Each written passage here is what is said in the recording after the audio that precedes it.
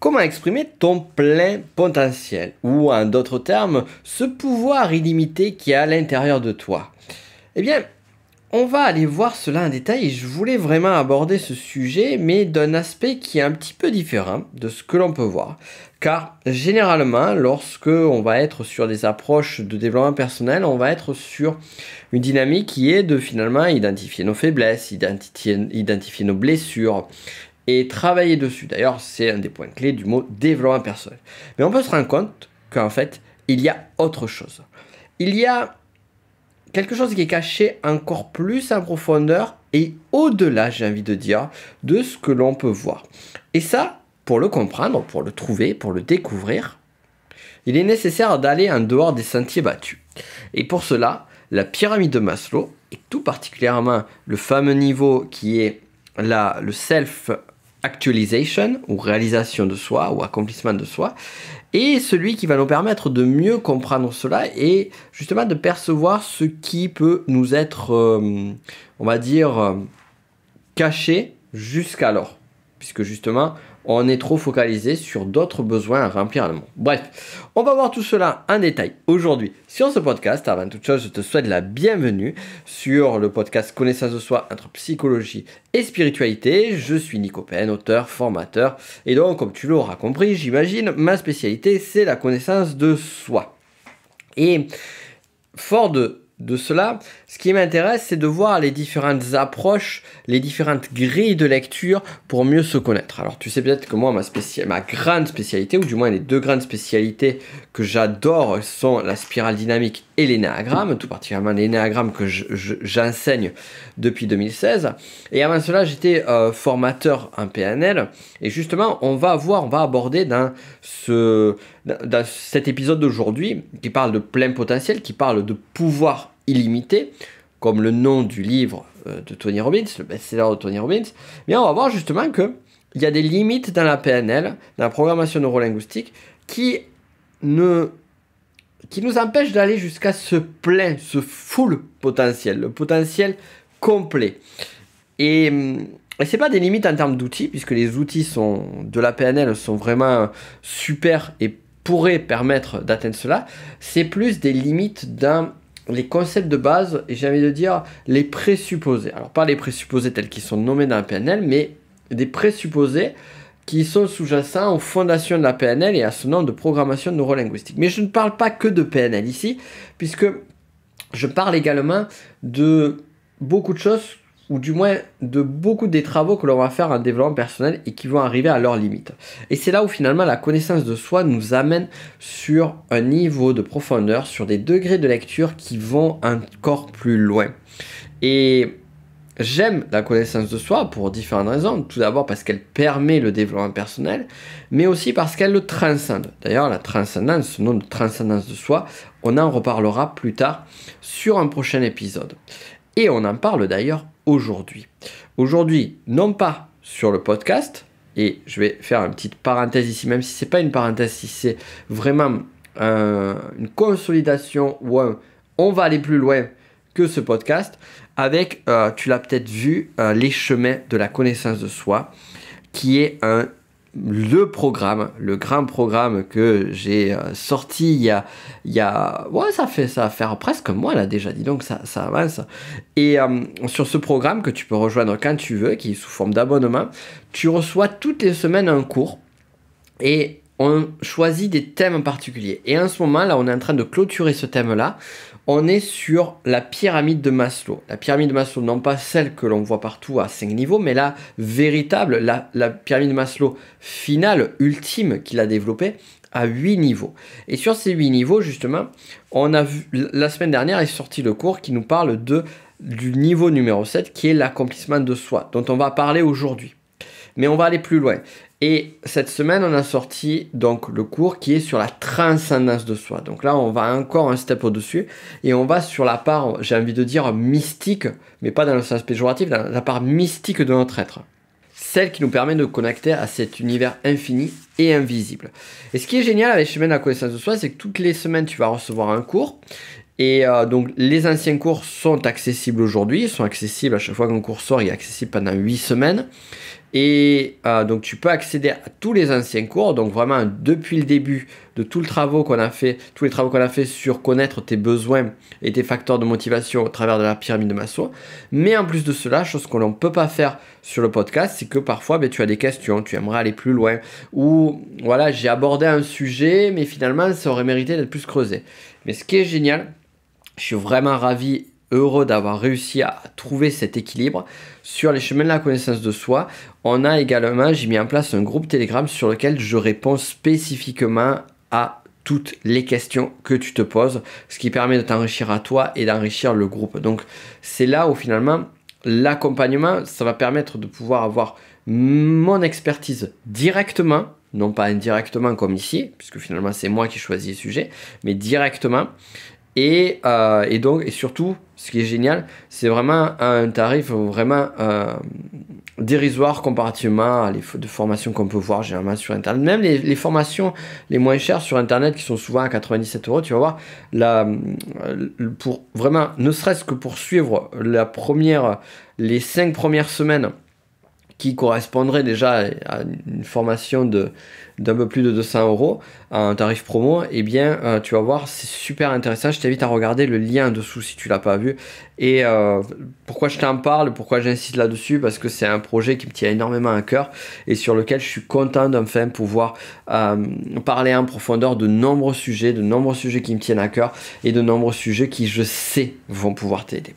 Ceci étant fait, on va continuer cette transition. Donc on parlait de Maslow, et sur la pyramide de Maslow, le concept fondamental de celle-ci, dont je parle justement sur le programme, c'est les besoins. C'est tes différents besoins, et on va plus spécifiquement se focaliser, et ça a été vraiment le génie de Maslow, qui au XXe siècle, au milieu du XXe siècle, a découvert les facteurs de motivation multiples que peut avoir un individu. C'est-à-dire que pour qu'on déclenche une action donnée, pour qu'on sorte d'un état de procrastination, de paresse ou autre, eh bien, il se cache un besoin, le déclenchement d'un besoin à remplir.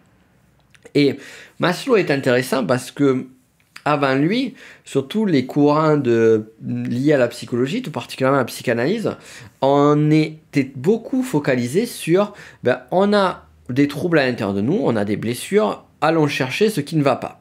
Et Maslow, lui, a une approche qui est radicalement différente, et je dirais complémentaire, puisque tout se complète. Ne jetons pas d'un balai une partie pour aller sur un autre cas, ça serait tomber dans du dualisme, ce qui n'est pas notre façon de faire, ni d'être. Maslow, lui, il a pris la dynamique de dire, plutôt que de se focaliser sur ce qui ne va pas, focalisons-nous sur les points de force de l'être humain, et sur ce qui est génial. Et donc, c'est là où il s'est dit, voilà, qu'est-ce qui va nous pousser à l'action, qu'est-ce qui va nous motiver à faire des choses, et plus tard à réaliser notre être, voire le transcender. Et de là, donc, il a identifié des besoins qui sont nourris. Alors, forcément, on pense directement aux besoins physiologiques dès le départ. On a besoin de manger, on a besoin de dormir, on a besoin de s'hydrater. Donc, bref, différents besoins, mais on sait très bien que ça ne s'arrête pas là. On a besoin également, au-delà du confort physiologique, on a besoin de répondre à des attentes émotionnelles, et également des attentes intellectuelles, voire des attentes spirituelles, ce qui nous amène à la transcendance, qui est le sujet de cette semaine sur les chemins de la connaissance de soi, dont je te parlais juste avant. Et ces besoins-là, donc, ils sont nécessaires à remplir, mais qu'est-ce qui va se passer une fois qu'on se retrouve en équilibre? C'est-à-dire qu'on se retrouve satisfait sur ses propres besoins. C'est-à-dire, en d'autres termes, que nos besoins physiologiques sont remplis, que le besoin de sécurité, avoir une maison, avoir un confort de vie est suffisant. Bon, bien évidemment, on peut toujours avoir plus, mais suffisant pour se sentir serein par rapport à ça. Une fois que notre besoin d'estime de soi est rempli, notre besoin d'amour et d'appartenance également, et eh bien, ce qui va se passer, c'est qu'à ce moment-là, l'être humain, nous-mêmes, on se ressent plus relâché. Et lorsqu'on est plus relâché, lorsqu'on est plus tranquille, lorsqu'on est plus serein, on a tendance à tendre vers quelque chose qui est plus grand, quelque chose qui est au-dessus, quelque chose qui est plus fort.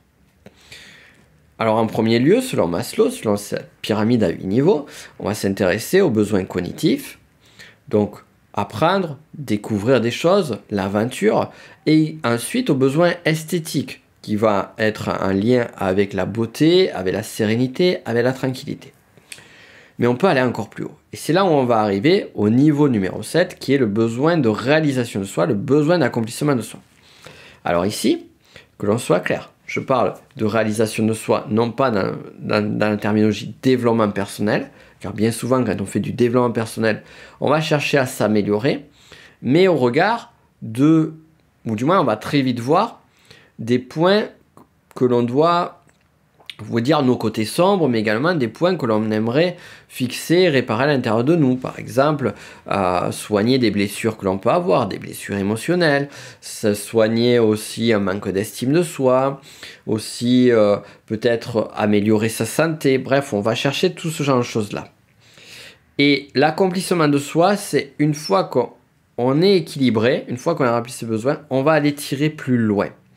On va aller vers cette notion de sens.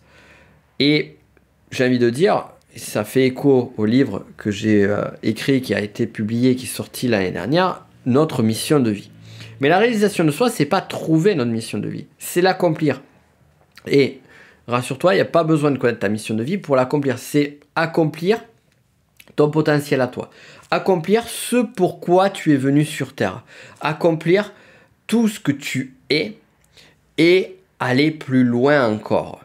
Et c'est ça que j'aime bien sur la terminologie anglophone de ce niveau-là, c'est que l'on voit également, on le retrouve sur le niveau jaune de la spirale dynamique et sur d'autres approches aussi, qui est cette notion de self-actualization, que l'on retrouve également dans les travaux de Jung aussi. Et la self-actualization, c'est cette notion de s'actualiser soi-même. Alors bien évidemment, en français, ça sonne pas bien, c'est pour ça que j'aime bien le mot accomplissement ou réalisation de soi. S'actualiser dans le sens où on va se perfectionner, s'améliorer. Mais attention, pas n'importe comment. Et c'est là où on en vient justement à la PNL et aux limites que j'avais rencontrées déjà il y a quelques années en arrière et qui méritent d'être posées ici. Parce que justement, ces limites-là, qui est d'ailleurs paradoxal, puisque la PNL a amené Tony Robbins à écrire le livre Pouvoir illimité, qui finalement est un livre de PNL, purement et simplement, il n'y a pas à chercher plus loin. Et en même temps, c'est là où il y a la limite qui empêche d'atteindre son pouvoir illimité. Je vais m'expliquer et tu vas comprendre. Mais avant de t'expliquer, juste un point clé, que l'on soit clair entre toi et moi, je ne crache pas du tout sur la PNL. La PNL est une discipline qui est géniale, qui est un super outil. J'ai fait des épisodes sur la PNL dans ce podcast. C'est une discipline qui m'aide et que j'utilise parmi tant d'autres. Ce n'est pas la seule. Mais comme toute chose, cette discipline-là a des limites et a une approche, une philosophie qui lui est bien particulière, comme chaque discipline, chaque approche que l'on va avoir. Et sur chaque approche, chaque discipline, on va retrouver une philosophie fondamentale, et cette philosophie fondamentale va être liée avec des préceptes, avec des croyances et avec une certaine forme de limitation. Et la limitation qu'il y a sur la PNL, la grosse limitation que je trouve moi, c'est la suivante. C'est que lorsque on va être sur une approche de PNL, d'ailleurs ça a été créé initialement pour cela, si vraiment on devrait définir la PNL sur son sens originel du terme, c'est modéliser l'excellence humaine. Qu'est-ce que ça veut dire modéliser l'excellence humaine? En d'autres termes, ça veut dire voir trouver ce qui est génial chez soi ou chez les autres, l'identifier et le reproduire.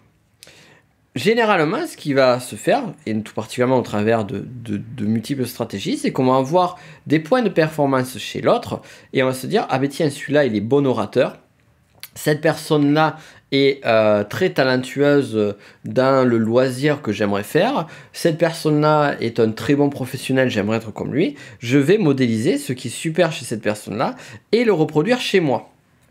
Mais là, on va se poser la question, pourquoi ? Bon, eh bien, on peut dire de façon basique pour être plus performant, pour être meilleur. Ok, mais pourquoi? Pourquoi reproduire quelque chose de l'autre? Ben, parce que je ne l'ai pas.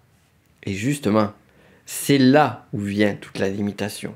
C'est qu'encore une fois, on va aller chercher chez les autres des compétences, des qualités que l'on pense ne pas avoir, ou des points sur lesquels on est un peu plus faible que l'autre, au lieu de travailler, de maximiser ce qui est à l'intérieur de nous. Alors encore une fois, me fais pas dire ce que j'ai pas à dire. Je dis pas que ce n'est pas nécessaire de le faire.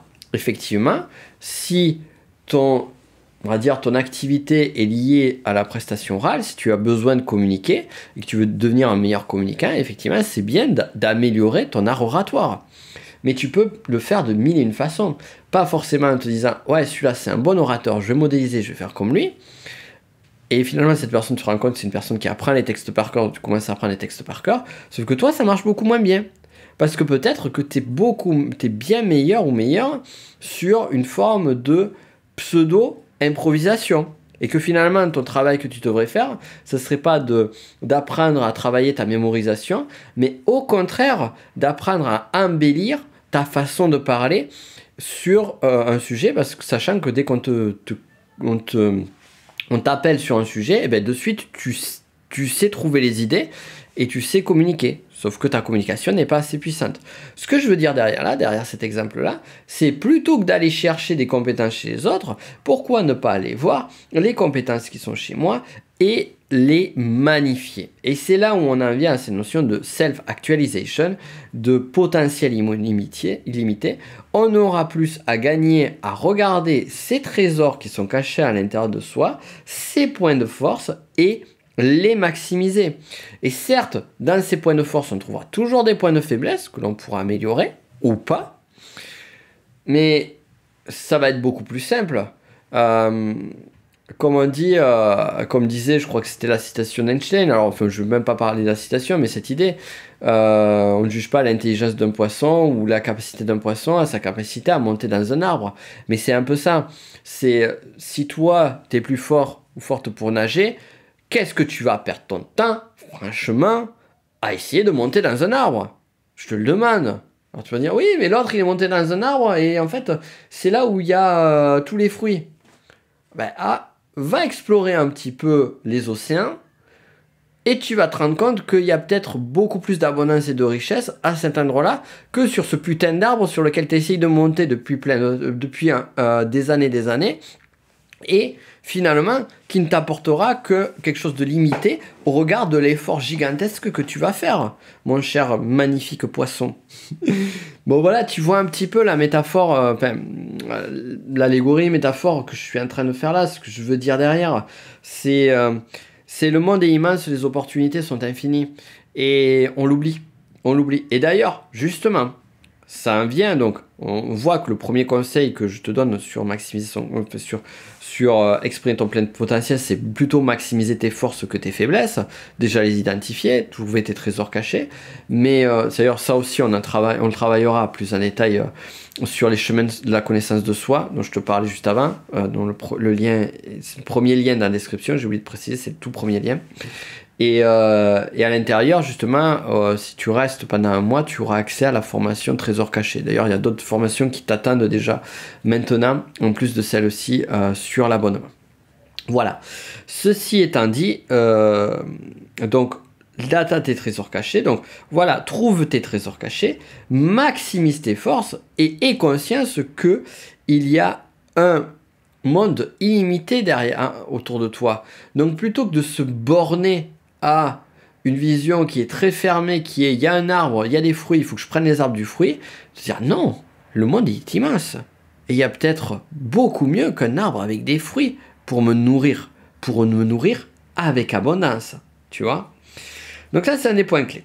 On avait parlé tout à l'heure de cette partie liée à notre obscurité, avec la psychanalyse et justement ou les travaux, la psychologie analytique de Jung ou certaines approches de développement personnel ou de thérapie, de travailler ces blessures. Et comme je t'ai dit, il faut pas être dans une forme de dogmatisme. Et si tu veux développer ton plein potentiel, il est nécessaire d'aller sur la partie la plus, on va dire, la plus libre et la plus épanouie de ton être. Mais pour aller sur cette partie la plus libre et la plus épanouie de ton être, il convient quand même d'avoir fait un travail en amont. Et ce travail en amont, qui directement ne va pas t'aider à développer ton pouvoir illimité, ton potentiel illimité, mais va être la condition nécessaire, on pourrait dire ça, condition nécessaire mais pas suffisante, c'est de dépasser tes blessures égotiques. C'est-à-dire d'avoir conscience que tu as des blessures égotiques qui sont présentes en toi et d'arriver à les gérer au mieux. Donc là, les blessures de l'ego, on peut les voir de différentes façons. L'énéagramme est un excellent outil pour cela, dans le sens où finalement, sur les 9 types énéagrammes, eh bien, on va trouver chacun sur des blessures qui sont liées, blessures émotionnelles. Alors, à savoir, ça n'a rien à voir avec d'autres dynamiques, comme par exemple blessures de l'âme ou autre. Là, on va plus en profondeur sur un point bien particulier et bien ancré depuis notre plus tendre enfance.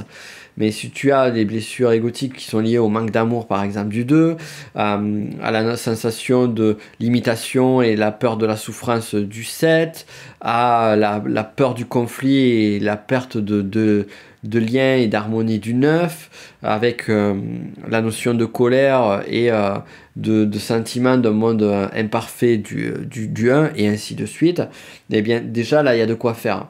Et c'est vraiment un des points clés, c'est vraiment que j'invite tout le monde à faire, c'est à travailler vraiment sur la partie égotique de son type énéagramme, ou égotique de son être, parce qu'il y a le type énéagramme, mais on peut aller plus loin, bien évidemment, il n'y a pas que l'énéagramme non plus, soyons ouverts.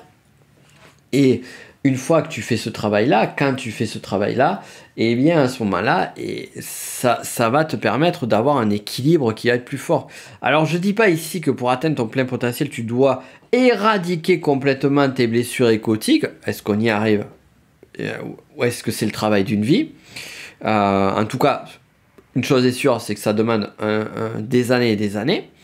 Mais déjà, si tu commences à les travailler à minima, si tu commences déjà à réduire l'impact, si tu commences à réduire fortement cette souffrance-là, eh bien, ta vie va être beaucoup plus simple.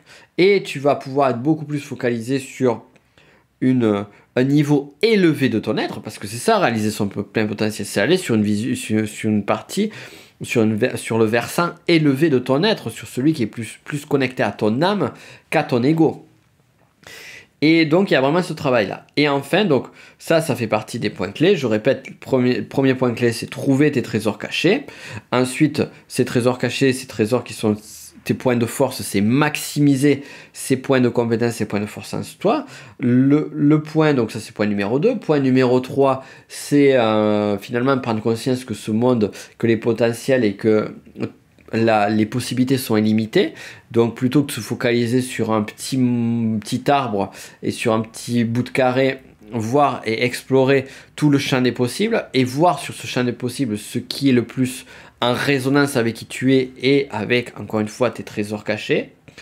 Et ensuite, une fois que c'est fait, s'assurer également, enfin pas une fois que c'est fait, autre point, on va dire point numéro 4, puisqu'il est en parallèle, dépasser tes blessures égotiques, travailler au maximum, les soigner au maximum, pour pouvoir vraiment te focaliser sur cette part constructive, positive, et cette part liée au sens. Mais il reste un dernier point, un 5e point, et en fait je te l'ai donné en amont, sans vraiment l'exprimer outre mesure, c'est celui de lié à la pyramide de Maslow, c'est tout simplement de répondre aux besoins précédents dans la pyramide. En d'autres termes, se sentir rempli sur tes besoins. Qu'est-ce que ça veut dire? Ça veut dire remplir dans l'ordre hiérarchique tes besoins niveau 1, tes besoins physiologiques, niveau 2, tes besoins de sécurité, ton besoin de sécurité, niveau 3, ton besoin d'amour et d'appartenance, niveau 4, ton besoin d'estime de soi, et ça peut vraiment aider, ça sera toujours du plus, niveau 5, besoin cognitif, et niveau 6, besoin esthétique. Et ça, comment les remplir? Ça, c'est la grande question. Ben, c'est ce qu'on voit sur les chemins de la connaissance de soi. Donc voilà, là, vraiment, tu as tout ce qu'il faut pour pouvoir développer ce plein potentiel-là. Si vraiment tu fais ce travail, parce que ça peut paraître simple, tu vois, c'est quoi, 4, 5 points, ça peut paraître simple, mais le travail de fond, il est... déjà, pour certaines choses, il n'est pas simple, qu'on soit clair. Et de deux, il demande du temps. Et ça, c'est nécessaire. Et d'être accompagné. Et donc, si tu veux aller plus loin, justement, et tout particulièrement pour remplir tes besoins sur la pyramide de Maslow, donc ça, on en parle sur tous les cours. Donc, on a fini là, on a fait les 5 semaines de cours auxquels tu peux avoir accès maintenant. Chaque semaine de cours, ça représente à peu près 3 quarts d'heure de, on va dire 40 minutes, ouais, à peu près entre 35 et 45 minutes de cours théoriques, un exercice avec la mise en pratique, un exercice chaque semaine, voire plusieurs. Et en plus de cela, eh bien, tu as aussi, au bout d'un mois, tu auras la formation Trésor caché qui t'aidera à trouver tes trésors cachés. Plus d'autres formations qui sont déjà présentes et d'autres bonus. Mais je t'invite à regarder le lien dans la description. En tout cas, tu verras, ça va pouvoir vraiment t'aider à développer au maximum, à exprimer ce plein potentiel. C'était un plaisir, comme à chaque fois, de faire ce podcast. J'espère que toi aussi, tu l'as aimé. Tu as aimé l'écouter autant que j'ai aimé l'enregistrer. Je te dis à la semaine prochaine pour un autre épisode. Donc, je ne sais pas encore de quoi on va parler. Ça sera la surprise comme à chaque fois. Et en attendant, je t'invite à découvrir les chemins de la connaissance de soi sur le premier lien en description. Je te souhaite le meilleur et je te souhaite d'exprimer au maximum ton plein potentiel. À très vite.